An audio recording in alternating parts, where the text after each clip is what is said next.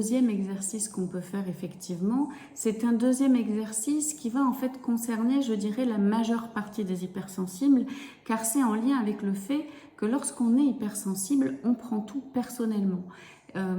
Qu'est-ce que je veux dire par là? Je veux dire qu'en fait, dans une relation, voilà, avec des amis, votre famille, tout d'un coup, un petit mot que je qualifierais de travers, ou en fait tout d'un coup une réflexion, quelque chose en fait va venir vous toucher personnellement, et vous allez avoir l'impression que cette personne vous en veut. Ça va vraiment se situer à cet endroit-là, avec tout d'un coup une sorte d'écroulement de la confiance en soi et une sorte d'écroulement surtout de la relation. C'est mon ami depuis 10 ans, mais s'il est capable de me dire cela, de me toucher à ce point, de me faire une réflexion qui peut me faire aussi mal et autant me blesser, alors est-ce que cette relation vaut le coup d'exister? Je suis capable de tout remettre en question. Ça peut se jouer aussi dans des relations familiales. Et ça va venir toucher la notion d'amour en plus, de l'amitié. Ça peut être avec son conjoint, sa conjointe. Tout d'un coup, mais mon Dieu, s'il est capable de me dire ça, alors est-ce qu'il m'aime vraiment?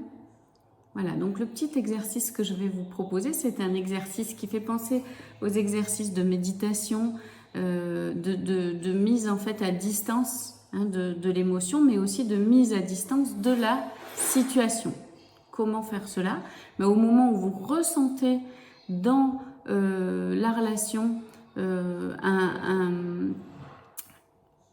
un ébranlement en fait de la confiance en ce qui est, je vous demande de prendre un petit recul, comme si vous montiez sur un petit nuage, et de regarder ce qui se passe et vous demander réellement, est-ce que c'est réel? Est-ce que c'est vrai? Est-ce que cela est tellement impactant que ça va remettre en question l'amour de l'autre pour moi, son amitié, et résultat, à l'inverse, est-ce que ça peut remettre mon amitié ou mon amour pour cette personne?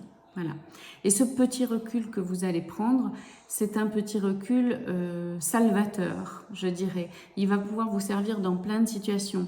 Et surtout, il va pouvoir vous servir avant de faire une réflexion à l'autre, ou avant de quitter la relation, ou avant de la mettre à distance, de prendre conscience qu'en fait, il s'agit surtout de vous. Il s'agit de votre sensibilité. Et que cette personne, à ce moment-là, ne vous a pas attaqué vous.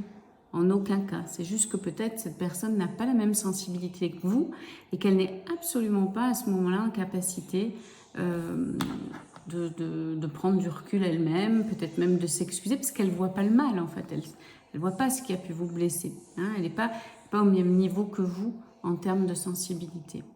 Voilà, donc c'était un deuxième exercice à pratiquer.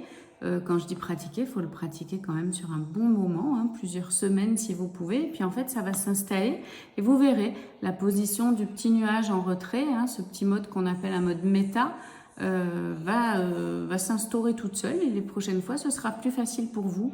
Et vous prendrez moins les choses à cœur, moins les choses en plein ventre.